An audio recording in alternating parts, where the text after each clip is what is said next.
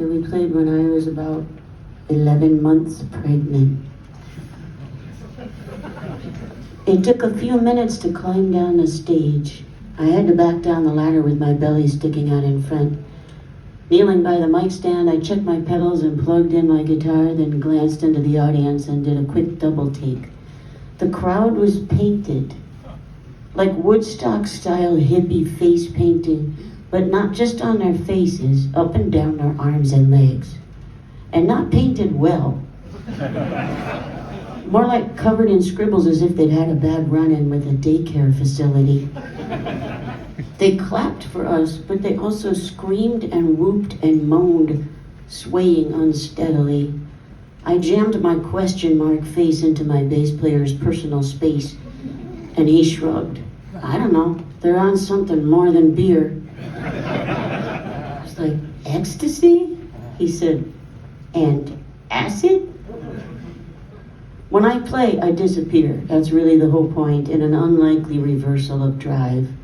The hunger I feel for guitar and for yelling colors pushes me obsessively into a space that is not experienced by the part of me that goes with the name who suggested it all in the first place. And as cool as this playing is, there is no time that I don't want to disappear into sound. Tonight, my disappearing act was exceptionally thorough.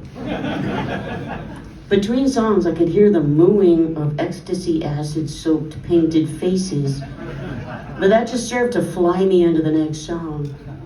We wanted this night to end and end soon. With only seconds between the decay of a last chord and the next count in, we moved through the set quickly as the audience grew more animated in the kind of groovy free-for-all you only see at summer festivals. A muddy groping of glazed eyes and fuzzy communal energy. The crowd began to take on the appearance of a herd, moving in ripples to one side and then the other with a constant bellowing. Colorful zombie cows moaned, scooted, and rolled, breathing as one to keep an iffy psychedelic fire lit. I couldn't figure them out, couldn't read what they were all on through the haze of scribbly skin and humming. Halfway through the set, I crept to stage left and looked up at my bass player again, dazed. What the serious fuck? This is where they invented acid. So they're all on it? What, do they pass it out of the grocery store?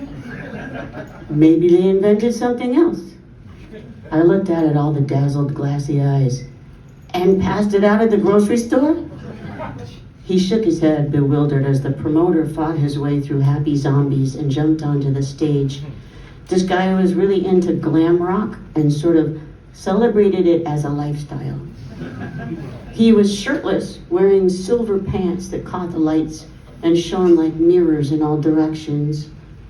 Are we supposed to be playing? Guess he's here to calm them down. We watched as the promoter climbed the drum riser and pulled a microphone off the floor tom, swaying. My drummer leaned away from him warily. The promoter snuffled and spat into the mic before speaking and dropped his silver pants around his ankles. He raised his free hand to the crowd as a gesture of peace. They mooed quietly. What beautiful music we've heard tonight. Let's hear it for a beautiful night, he said. The cows clapped obediently and whooped a bit. The promoter looked unsteady. It wasn't even midnight. We had about 6 songs left to play. My sad drummer leaned further back as the pantsless man drawled slowly. It's a windy, rainy night, folks, and some beautiful musicians worked hard for us. Let's show these beautiful people some beautiful Texas hospitality and help them pack up their beautiful gear and load out.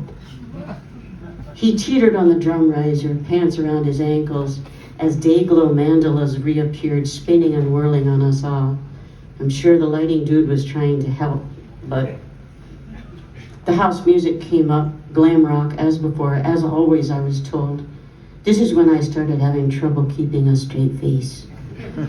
My drummer was on his feet yelling and trying to pull his sticks away from an audience member with a purple and yellow face, but he lost the tug of war when a different one knocked him over, pulling his drum stool away. Both friendly zombies wandered out with his equipment, Another grabbed his snare, handing the snare stand to his girlfriend. They took the gear out in the rain, wandering home with it, I guess. I laughed, I couldn't help it, but then realized that 2 zombie cows were carefully pulling the knobs off of my amp. At my feet, 2 others unplugged my pedals and carried them out into the rain. My bandmates were gone.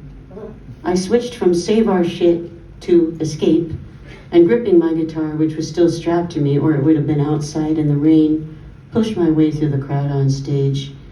Found my way off the stage, but I had to sit down and gently ease off to keep my guitar from jabbing me in the baby gut. The chaos was more organized down here as the zombies knew they were headed toward the exit with our gear and the pouring rain through the blasting glam rock. My drummer wrestled his hi-hat from a swaying hippie chick on the sidewalk, his glasses dotted with raindrops, while our bass player tried to reason with a dripping green and yellow man. Without sound, it was kind of slow-mo cool.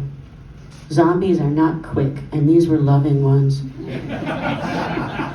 They hugged my struggling bandmates and high-fived each other on a job well done, blinking in the rain as they missed each other's hands.